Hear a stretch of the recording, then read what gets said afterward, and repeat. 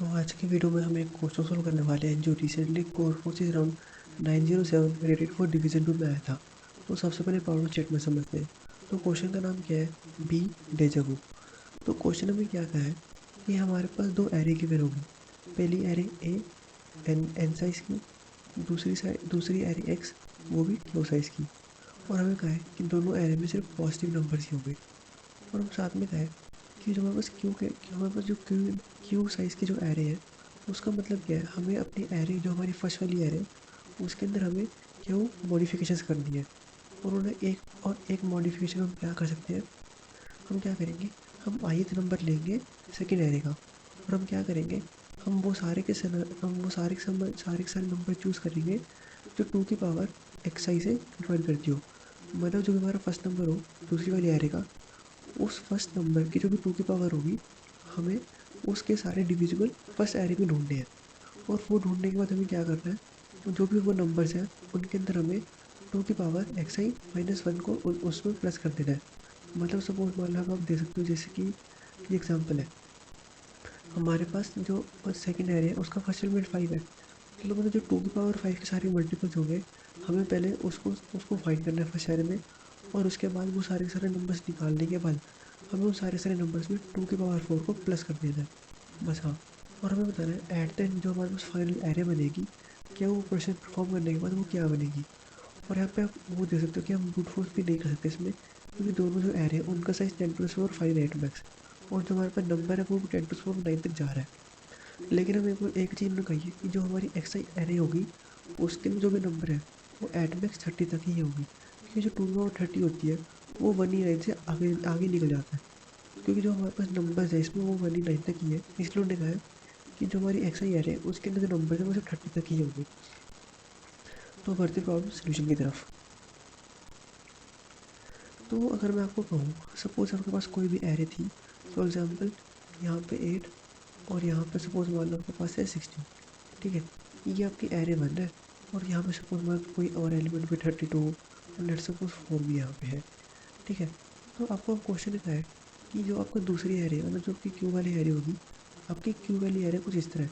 उसमें first number 3 है and दूसरा नंबर 4 है एंड फिर आपका नंबर सपोज मान लो 5 है एंड देन आपका नंबर 2 है। ठीक है, तो अब हम मुझे बताओ कि जो भी नंबर 2 की पावर 3 से डिविजिबल होंगे, मेरे को उन सारे नंबर्स को इस एरे में फाइंड करना है ना। ठीक है, मैं उन सारे नंबर्स को इस एरे में फाइंड कर लूँगा। उसके बाद क्या, उसको मुझे क्या करना है, उन सारे के सारे नंबर्स में मुझे क्या करना है, प्लस 2 की पावर 2, है ना। ठीक है, लेकिन अगर आप देखोगे यहाँ पे एक चीज़ को आप ऑब्जर्व कर सकते हो कि अगर मैं सबसे पहले वो सारे नंबर्स निकालूँ जो 2 की पावर 3 से डिविजिबल हो। ठीक है, वो कौन कौन से नंबर है यहाँ पे, जैसे 2 की पावर 3 के पास 8 होता है। तो 8 से जितने भी नंबर डिविजिबल हो वो कौन कौन से हैं, वो यहाँ पे रहेंगे 4, 18, 16 एंड 32। ठीक है, मैंने अपना ये सपोज मान लो मैंने इसमें कुछ कुछ ऐड कर दिया है ना। मेरे को इसके अंदर कुछ ना कुछ नंबर तो ऐड करूँगा ही ना मैं। क्योंकि देखो यहाँ पे क्या था, मेरे पास 2 की पावर 3 है तो 2 की पावर 2 को सब प्लस करना है, मतलब एट में 4 प्लस करना है।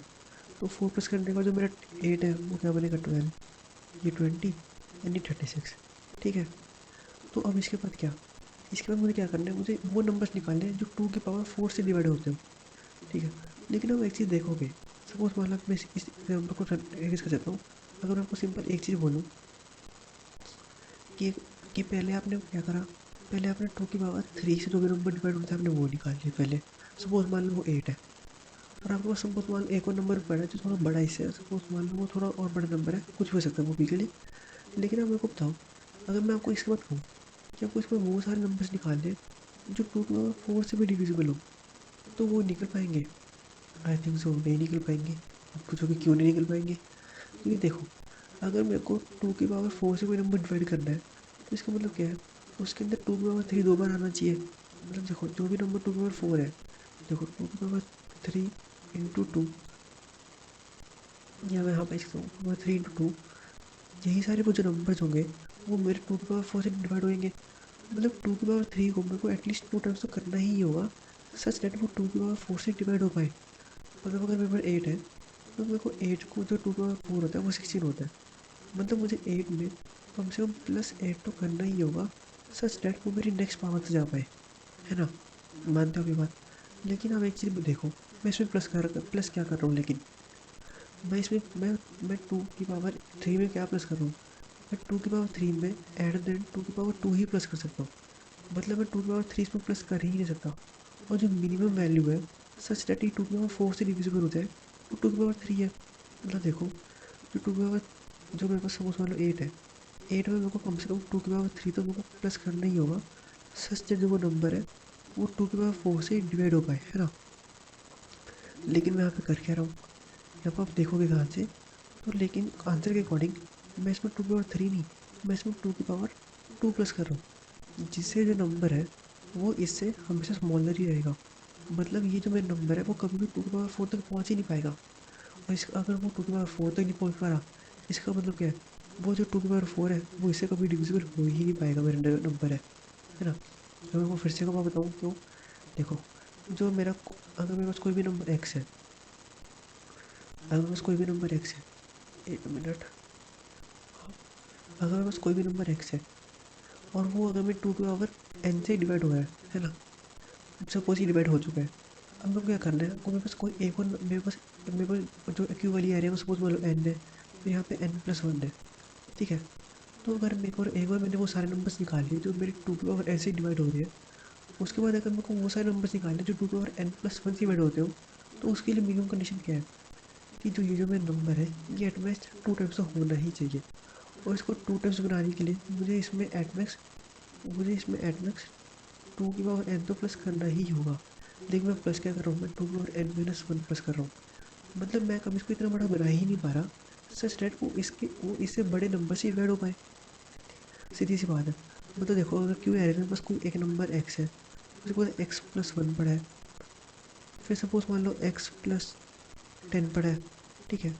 तो देखो, अगर मैंने कोई नंबर वो सारे नंबर्स पे मैंने ऑपरेशन परफॉर्म कर दिए जो मेरे x से डिविजिबल है, तो इसके बाद मैं कभी भी x+1 पे ऑपरेशन परफॉर्म कर ही नहीं पाऊंगा, क्योंकि वो कभी वहाँ तक पहुँचा ही नहीं, वो सारे नंबर्स जो मेरे x से डिवाइड हो रहे थे।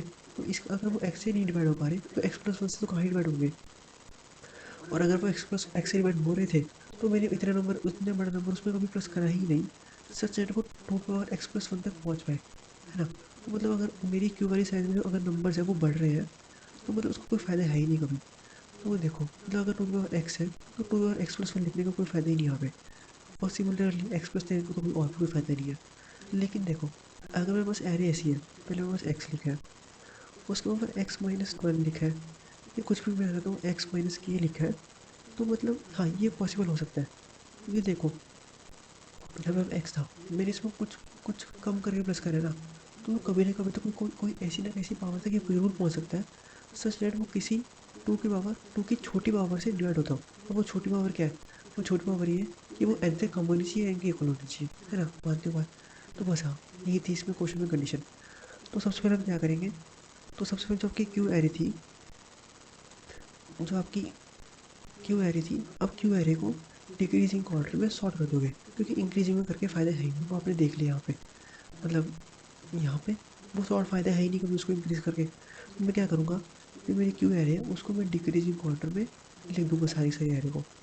और उसके बाद क्या, और एक चीज़ देखोगे, जो मेरा एक्स है वो एटमोस्ट 30 हो सकता है। एक्स क्या, मेरा क्यू एरे का कोई भी एलिमेंट वो एटमोस्ट 30 हो सकता है। मतलब इस डिक्रीजिंग एरे का जो एटमैक्स साइज़ है वो भी 30 हो सकता है।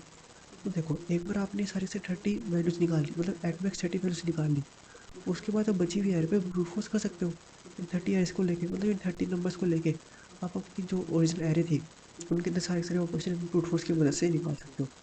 तो ये इस प्रॉब्लम का सोल्यूशन और रेडिएशन, अगर मैं आपको उसका कोड दिखाऊँ तो आप देख सकते हो कि सबसे पहले मैंने क्या करा, मैंने अपनी जो ओरिजिनल एरे बी थी, जो मेरी क्वेरी वाली एरे थी, उसको मैंने डिक्रीजिंग ऑर्डर में निकाल लिया। एरे एक एरे एरे नाम की में, वो मेरा लॉजिक हम अगर एरे एक्सेस खाली है या फिर जो एरे का लास्ट एलिमेंट है वो मेरा बड़ा है करंट वाले एलिमेंट से सबसे, मतलब इसको मतलब क्या है, वो मेरी डिक्रीजिंग में शोर करेगा हमेशा इस एरे के अंदर। तो बाद में मैंने क्या करा, जो ये एरे है इसका साइज एटमोस्ट 30 हो सकता है, क्योंकि मैं क्वेश्चन में दिखाऊँ जो आपको एक्स आई है, एक्स आई की एटमोस्ट वैल्यू 30 हो सकती है। तो अगर मैं डिक्रीजिंग ऑर्डर में इनको लिखूंगा तो एटमोस्ट 30 ही साइज आएगा उस दूसरी वाली एरे का, मतलब डिक्रीजिंग वाली एरे का। तो एक बार मैंने ये सारी की सारी एरे निकाल ली, उसके बाद मैंने क्या करा, जो मेरी ओरिजिनल एरे थी उसके अंदर मैंने ट्राइवर्स करा और चेक करा कि अगर कोई नंबर मेरी 2 की पावर x से डिवाइड होता है, तो मैं उस नंबर के अंदर 2^(x−1) कर दूँगा। और ये इसकी कॉम्प्लेक्सिटी लगभग 2 × 10⁻⁶ ही जाने वाली है, इससे ऊपर कभी जाएगी नहीं। तो सारी सारे ऑपरेशन परफॉर्म करने के बाद आप अपनी ओरिजिनल एरे प्रिंट कर सकते हो। और यही था इसका प्रॉब्लम का आंसर। सो अगर आपको ये वीडियो अच्छी लगी हो तो आप एक कमेंट में ज़रूर कर सकते हो, और आपको कोई भी डाउट हो तो मैम को ज़रूर पूछ सकते हो। So till the state for the next one, thank you.